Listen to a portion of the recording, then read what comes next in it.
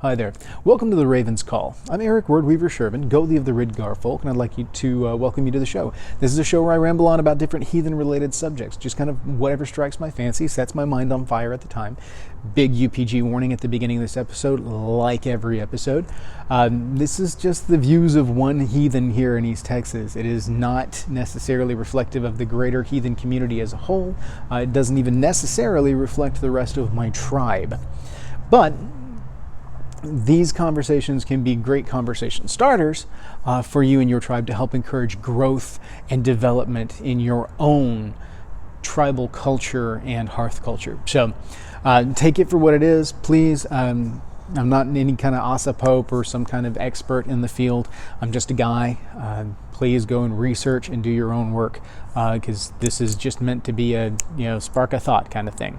So all of my contact information is down below. You guys know all of that jam. Email, Facebook, a lot of stuff's through the Facebook group. So check out Wordweaver Productions community online. Follow the fan page, which is Wordweaver Productions, and then PO box is down below. If you guys send anything into the channel, I will put it up on the show as long as it's appropriate. So, haven't had anything in a while, but that's fine. I had a request via email, and I haven't gone through and read your email in its entirety yet. I saw the header, and it made me think, and I'm like, oh, I'm going to have to come up with a plan for this because I don't know exactly how to handle this. But I've had a request for a signed copy of my book. For those of you that haven't followed that part yet, the link is down in the description, but I have written a heathen storybook called The Saga of Bjorn Thorolfson. All the deets are down below. It's available in ebook and it's available in paperback. And this individual was requesting a signed copy and trying to work out the details on how to pull that off. And to be quite honest, I'm not 100% certain if it were as simple as, I don't have a lot of copies of the book. I think I've got like 10 author copies, and then I sent a lot of those out as gifts to individuals that were near and dear to me. I think I may have one or two left that aren't spoken for, but I don't have an easy way to reconcile payment and things like that in order to pay me directly for a signed copy of the book. So I'm going to work out some details on this and figure out how I can do a signed copy of the book for those that are interested in it. And I'm not even sure why someone would want me to sign the book, but hey, cool, whatever, I'm down. I'll figure it out, step at a time. So stay tuned, and I will come up with some ideas as I work through this particular email. But I did want the individual to know that I got the email, and I will figure something out. It may be one of those, buy a copy, send it to the PO box with instructions, and I will sign it and send it to you. That may be the easiest thing to do. It's a leap of faith for you guys because you're paying for a book and then sending it to me at the PO box in hopes that I will sign it and send it back. But that then becomes an obligation, and I will do everything I can to do exactly that. I don't think the shipping was too bad or anything like that. So anyway, I'll work the details out and we'll post it here on the channel and figure it out from there. So that's that. It is Yuletide, everybody. It is right now in the middle of Yule 2020. Now, the last couple of years I've done kind of big Yule specials. That's not happening this year. The simple fact is that I just don't have the time right now to do some big Yule special. But Yule is a very important period to all of us. And I've talked about it on the channel before. I'm talking about it again here. But Yule is one of those seasons that is time outside of time. And this is a point that is very important because boundaries are a huge thing within heathenry. We talk about permeable boundaries. We talk about, there's physical boundaries that we know, such as the boundary between individual and individual. We are not one and the same. Quantum physics gets crazy, but still, nonetheless, you get into variations of boundaries. And in olden times, it seems that Yule was seen as this time outside of time, this period that exists independent of the year. A lot of the traditions that were built up during that time during arch-heathen times, were built around the idea of, building up store so that you could take a break during Yule. Now again, we've talked about it before on the channel. We have record that indicates at least 3 days for Yule, centering somewhere around this time of year.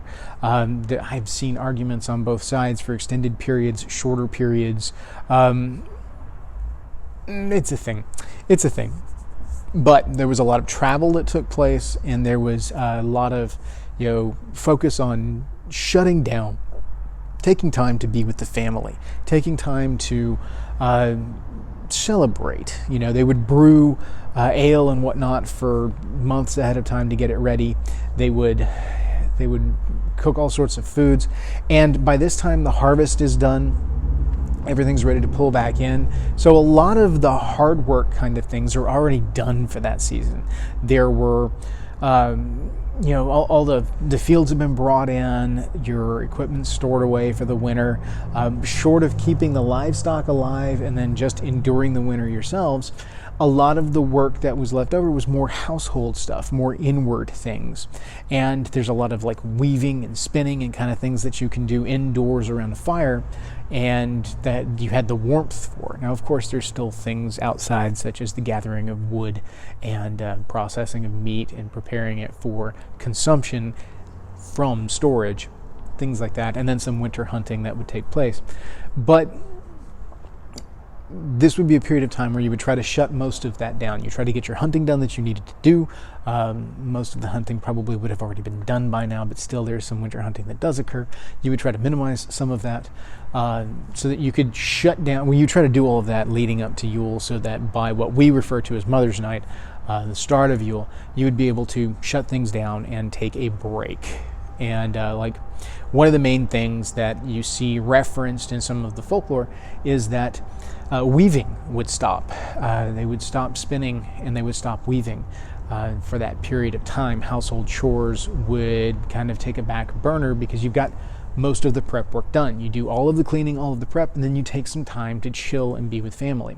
Now, this doesn't necessarily jive with a 12-day span like some modern approaches to Yule are, such as my tribes. Yes, we do the 12 days of Yule. I realize that that's not historical per se, but we've established on the channel before I'm not what you would call a historical heathen. A 3-day period would be much more doable in this fashion.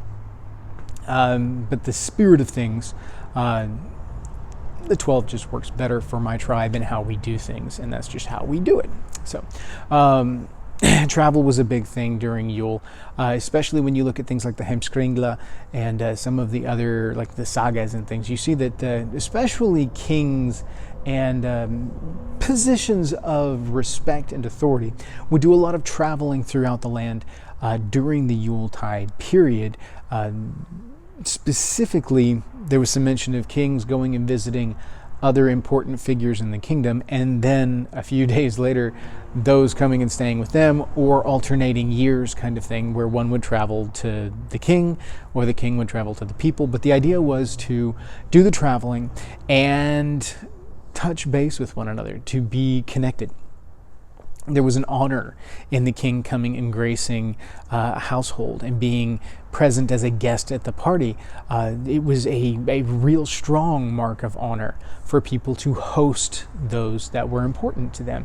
It is a chance to exhibit hospitality. It is a possibility for them to show off how good they are at these things, and to extend gratitude to those people that they value. So it's easiest to explain with regards to the king traveling, because that's one of the things that we have the easiest example of within Hemskringla. But nonetheless, it still carries over. Like, for instance, in my tribe, for Mother's Night, we bring the tribe to me. We bring the tribe to the Godhi's household, and I host an event for them, and it's tribe only, it's closed, it's insular, and we spend an evening. We do games, we do movies, we do a ritual for the mothers of our lines, the Disir. We do We do sumble, we exchange our gifts. I mean, this is our thing, our traditions. And I won't go into some of the nitty-gritty detail because that is our traditions, it's our way. And I love to see people building on their own hearth and tribal cultures and developing these kind of traditions. It's a wonderful thing. I love to see it. So in this example, the people come to me. If things were a bit different, in a number of ways this year, 2020 has limited me in a number of ways, I would make an effort during the Yule season to try and go out and visit my tribe members in their places and honor them by being a guest in their household for a period, a day, an afternoon, something like that. And this is something that I would like to try and work into my tribe in future stuff. I've done a little bit of it in the past, but it's something that I really want to work towards. Obligations are obligations, and it makes it difficult this year to be able to do a lot of traveling versus one day of everyone coming together in a singular place. So in a modern setting, this is a change that we make in order to make things fit for us. We gather together, and in the olden days, my tribe used to do an all-nighter where we would sit vigil and we would wait for the sun to come up for the first day of Yule, and we would celebrate that together. We've gotten older. We're too old for that now. The vigil is not something that we really try and maintain anymore. Instead, we make sure that we do our Mother's Night celebration, we do our big thing, and then the first day of Yule, we like to have some kind of frivolity, some kind of fun, some kind of something to celebrate, to really enjoy the season and bring it on. I've heard a lot of people this year say that 2020 is just not the year to feel holiday-ish. Everything from the Judeo-Christians feeling not Christmassy to heathens being like, it just doesn't feel like Yule, man. It's this year has been really rough and really tough. I get it, guys. I absolutely get it, because 2020 has been a humdinger of a year. It really has. But like one of my tribesmen said at Sumble this past year, it's because of tribe and the support that we have for each other that we're able to come together at Yule. The fact that we're still here at Yule, the fact that we can still do this, is a mark of our people and how strong they are, the strength of our luck, the strength of our tribe. So Rob, kudos for framing it so excellently. You hit the nail on the head, man. The essence of Yule is to celebrate those very things. So this is the time more than any other where, even if you're not feeling holiday-ish, even if you're not feeling, the Yuletide spirit brimming out, take a moment and relax and celebrate, because you've made it. If you are watching this video right now, you made it. You're here. Happy Yule. Glad Yule to all of you, because you survived 2020 up to this point.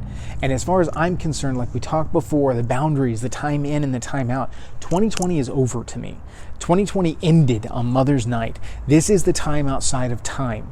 This is where we regroup, we regather, and come 12th night, we're going to hit 2021 with everything that we've got. Because of the strength and luck of my tribe and my family, my hearth, all of this, I'm here and I'm drawing breath, and I'm able to do videos, I'm able to do gatherings with my tribe. I got to sit back and just laugh with my people, because for a moment it wasn't about all of the drama. It wasn't about COVID. It wasn't about unemployment stuff. It wasn't about trying to save businesses. It wasn't about shutdowns. It wasn't about politics and drama. There was no drama, because it's my Enedgacht. We were together and we took an evening to celebrate the very thing that got us through the year. And it was beautiful. It was wonderful, and I had so much fun. We even decided that as a way to kind of ramp up the celebration element, we did our Mother's Night celebration. Half the tribe stayed over, the ones that had to travel the biggest distance. And then we all got back together the next day for the first day of Yule, and we celebrated by having a big, huge D&D session. We ran for hours. I lost track. But it was beautiful. We had a great time, and we celebrated being together, doing something that was about being together. And it was beautiful. It really was. I love seeing my people come together and enjoy spending time together. That made everything worth it. That meant that in that moment, everything that I had been through during the year, everything that they had been through during the year, all of the hardships, all of the energy that we put into it paid off, because we got to sit there as a tribe and enjoy each other, and it was beautiful. So I really genuinely hope that you're able to do this for yourselves, even if it's just within your own hearth. Take a moment to sit back, unplug for just a moment. Let the stress wash away, even if it's for just an evening. Unplug and remember that you made it. You're here. Congratulations. Congratulations. The year may have been rough. The year may not have turned out well to your favor, but your luck is strong enough that you survived it and that you are here. Your might and main proved strong enough that you survived all the way to Yuletide, and here you are. Kudos. Good on you. Because I know I had to frame it that way for myself. Thanks again, Rob. It's a hell of a point. So, this Yuletide, if you take anything away from Yule of 2020, celebrate surviving 2020 because this has been a trying year. This has been a difficult year. There has been, you see my video from before, Ordeal Breeds Worth. We were all proving a great deal of worth this year through Ordeal. And I think that we will all come out stronger for it in the long run, as long as we all do what we need to do and do our parts. So 2021, I have no idea what it's going to be like. I'm not going to pretend that come January 1st anything is going to be different. It's going to be a continuation of things. Time will start up again, and we will just keep trudging. But I will do so knowing that we took 2020 head on and made it. So I'm going to do the same thing for 2021, because I'm going to have my eyes set on Yuletide 2021 and sitting around in Sumble with my tribe and celebrating and doing wonderful things, because that's the crux of it. And we're going to have festivals in between when we can, or at least gatherings of the tribe, in order to celebrate being tribe and being together, to celebrate our relationship with the gods and goddesses and the land around us. And I'm going to keep going. Take those festivals as a moment to remind yourself why you do what you do. Because heathenry is life affirming. Call back to another video. Heathenry is life affirming, not life denying. This is where it is, and this is what it's about. So you have to find the happiness when you can. And so much of happiness is framing. This is the psychology part talking. So much of happiness is framing. How you frame it for yourself in your mind makes all of the difference in the world. The term psychologically for happiness is subjective well-being. That's happiness. Happiness. Subjective well-being. It includes a sense of the holistic. And it's not just well-being as far as in being happy and being healthy, or in being stable. But happiness comes in that position where, from your point of view, you feel your well-being is strong. Subjective well-being can be high, it can be low. Happiness is when it is high, and then despair is when it is low. And so the framing element of things is being able to reframe and relook at things so that you can focus on the positive. You can bring those things to the forefront. You can't ignore the negative. You have to embrace it, because that is part of life and that is part of the world. To deny it is going to be to cause yourself significant issue in the future. I do not recommend it. But you can bring forth the good stuff and focus on it and try to feed it. It helps. It really does. It genuinely helps. It is a good thing. Some of the happiest people in the world that I know have had hard times. And they've gone through the same kind of things that the rest of the world have, but they are just genuinely happy. And the reason they are genuinely happy is because they choose to be. They choose to look at the things that are good. They acknowledge the things that are bad, but they choose to focus on the things that are good. like Rob with the line there at Sumble, we made it. I'm going to choose to celebrate that. We are here together. I am going to choose to celebrate that. I'm going to choose to be happy about that, because that's what it's all about. Beautiful. Absolutely beautiful, because that's what it is all about. Anytime you get your tribe together, you choose to be happy that you have your tribe together. Yes, you could be struggling with rain. You could be struggling with scheduling. You could be struggling with the meal not turning out right. You could be struggling with, making bills and all this other stuff. But you know what? For a brief moment, you are together and you have each other's backs, and that is something to be happy for. Whether it's your hearth, your tribe, your clan, whatever it is, take those moments and celebrate them. That is the thing that I try to push. It's why I do our seasonal festivals as festivals, because they are celebrations. It's not just ritual. We don't just get together in the spring and do ritual for what many would call Ostra or Easter. We do Livka, and the renewal of life. And it is a festival of Livka, because our festival celebrates life. It celebrates being together. It celebrates the bounty that we get from Idun. Just like midsummer, we celebrate. Winter nights, we celebrate. Yule, we celebrate. Because that's what it's about. Find the joy. Choose to be happy, even if it's for just a little bit. Happiness is fleeting. It is not permanent. It is not something that you are always there. It is a state. And it is impermanent. So you have to learn to grasp it when you can, and acknowledge it and allow yourself to feel it. So many times our sense of obligation to the outer world leads us to not allow ourselves to be happy. And the problem is that we are mixing up our obligations. We are placing more emphasis on obligations to Utengard than we are to Innengard. And when we do that, we cause cognitive dissonance. When we cause that cognitive dissonance, we have low subjective well-being. Focus on the obligations that actually matter, and take a minute to be like, you know what? Yeah, I got bills to pay, I got all this other stuff to do, but for one evening, it is not going to kill me to sit and celebrate with my people and be happy and laugh and do something fun.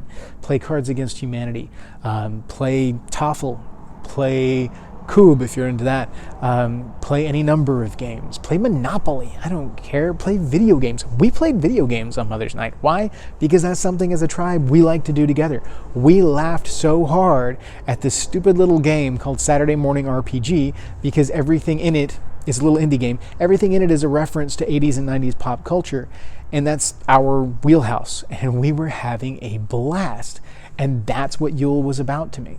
We had honored our mothers, we had stumbled as a tribe, we had had frivolity and fun. So we played a game, and it was grand and it was wonderful. We also watched a movie because it was awesome, and we stayed up late and we talked and we drank and we had all kinds of fun, and it was just wonderful. So that is today's video subject. Yule 2020. We made it. Congratulations. Please, by all means, celebrate that. Take a moment. If I can inspire anything in any of my videos, I don't care if it's research, I don't care if it's the growth of a tribe, if I can inspire you to do anything, take an afternoon, take an evening, take a day, and celebrate. Because that's what it's about. That is life. Live it, embrace it, and be it. And I know I sound like some stupid self-help book, some internet guru, whatever. I don't care, guys. I get nothing out of this. I just want you guys to take a moment and have a good time. Play a game, watch a movie, sit back, kick your feet up, and just talk and have fun. Enjoy yourselves. Celebrate the fact that you made it. Celebrate that we are in this liminal time between 2020 and 2021. Celebrate it, enjoy it, live it, embrace it. There's plenty of 2021 to come, so don't worry about that.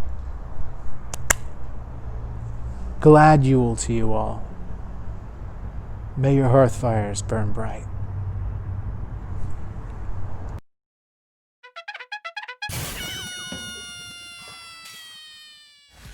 All right, let's give this a shot, shall we? Bump the mic. There we go. That's a little tall for that distance. All right, let's try this again, shall we? All right. Yeah, I know. D&D went well this past weekend. We had a blast. Cool tip for DMs that we just kind of happened across in our game here this past weekend is that I had a training arena set outside the kind of adventurers guild that I use, my wardens guild, and the crew went past trying to see what was there. So I had it as an opportunity to showcase some of the newer classes, like some of the artificer stuff from Tasha's. I had one of the power armors out there, and then I had one with an eldritch cannon, and had them going up against this clockwork dragon, I think is what I had them against. Anyway, really cool little idea as far as a chance to showcase in an arena style just a little bit of what these classes can do to kind of spark the interest of some of my players in case they wanted to either multi-class or to consider future characters, and just for me as a DM to get to showcase some things that I may not necessarily in the course of my campaign get to showcase really well. Because I'm not going to use a lot of NPCs in combat for the most part. That's more for my players. But we had a very RP heavy session, and I had a new player there who was really just dying to try out his new barbarian. And he hadn't played this system before, so it was very new for him, and he was excited to play it. So we had this RP session, everything ran really well for a while, but we didn't get to the point narratively where we were going to go into combat. So it was a purely RP session, and it was fun. It was a lot of fun. We had a blast. There was some really good narrative work that happened, set the stage for some really cool things that are going to happen in the next session, which will be pretty cool. I can't say anything because some of my players actually watch this. So, but anyway, he didn't get a chance to really do anything with his character, and he was itching to roll some dice. So I was like, you know what? You guys go to the training ground. You meet up with the guy that's managing it, who's one of the I didn't specify really. He was one of the guard, basically. He was just in charge of the training grounds. And the training grounds are set up so that multiple different entities can use it. They just have to kind of reserve time. And the way the training ground is set up is that it's enchanted via DM magic so that whatever happens inside the training ground stays inside the training ground. And it's manned with, healers and all this other stuff so that you can heal up. And I let them, whatever happens inside the training grounds when they come out, they get the benefit of like a full rest and stuff like that, so as not to just burn up all of their stuff. But I was like, all right, go over there, and then they all go in. And I gave them the opportunity for two options. You could battle royale in the arena to see how you fare against each other, or you can team up and go against a mob boss. So they chose the mob this time. I was like, okay, cool.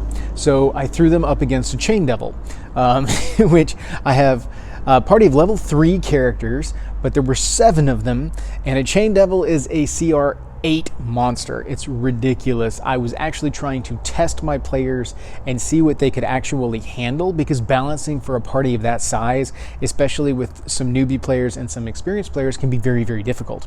And so I threw them up against this chain devil, and I just chose not to use all of its abilities.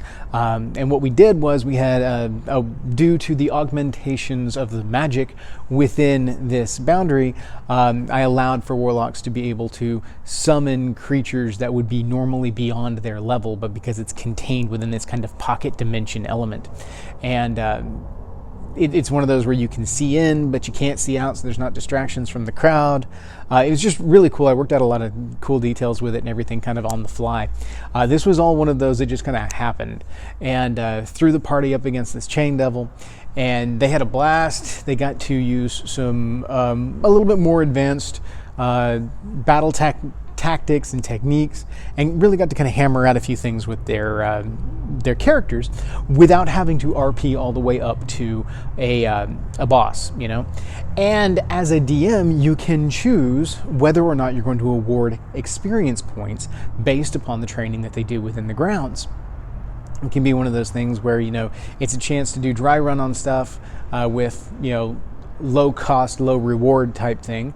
Or you can use it to grind a bit if your characters want to build some levels. It depends on how you as a DM want to run your campaign.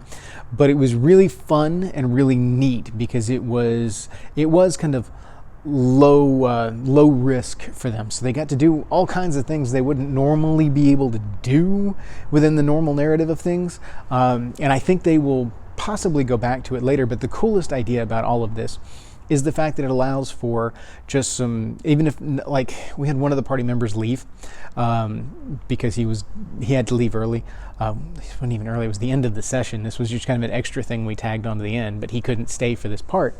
So I kind of autopiloted his character, didn't have to do much with him, just kept him safe and everything. But not everybody has to go in. You can tailor it to whatever it is. You can roll for a random monster. You can use it to showcase monsters that you wouldn't normally get to showcase in your campaign, depending on what you've got going on. Or if there's something you just want to play test, it is an excellent opportunity to sit down and do it. So you can have, half the party go into the arena and duke it out or have a big monster, and it was just a blast. They had a lot of fun. So DMs out there, consider the possibility of adding an arena with the ability to kind of video game style go in and fight a summoned monster for training purposes. You can use constructs, you can use aberrations, you can use monstrosities, you can use all sorts of different things, and all within the kind of X-Men danger room kind of mechanic, which is what I basically modeled it after, was the X-Men's danger room. And it worked. It plugged right in and hasn't been an issue narratively because it's its own thing. It's its own side thing. But it's something that if you had the magic and the technology to do, you would do for your warriors to give them the opportunity to train in real time against an opponent. Of course you would. It's just like using virtual reality to help train soldiers for scenarios they can't normally replicate in regular training very well.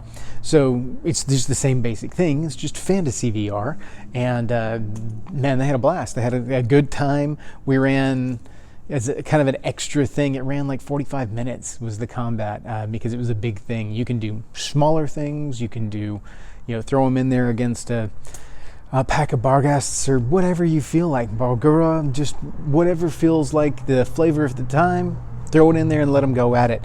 If they want to test their mettle against a dragon just to scare the crap out of them before they go and fight a real one, that could be fun too.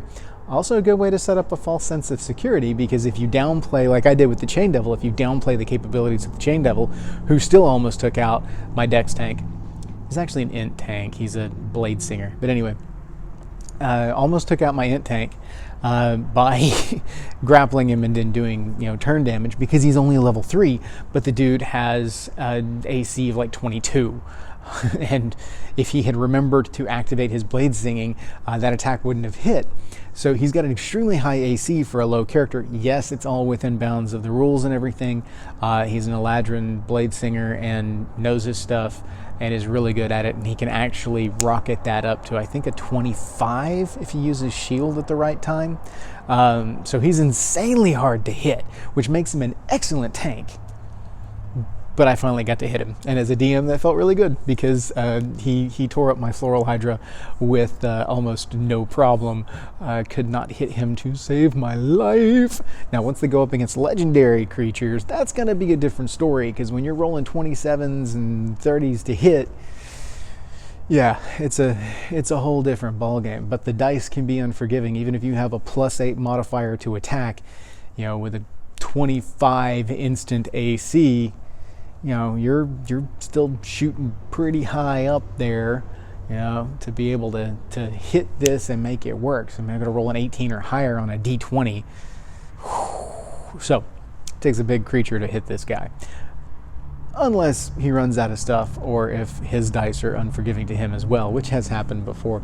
But he's just a really good player, so it's fun to watch him work these things out, because by the time this guy hits level 15, he's going to be unstoppable. I'm not even going to be able to touch him. I'm going to be like, all right, look, you are the new mob boss. You are the big bad evil guy now. No, I can say that because he's not watching the channel. But no, I wouldn't do that to him. But he is a lot of fun to play with. So anyway, let's get on to the actual episode today. So we are live in 3, 2, 1. Let's jam.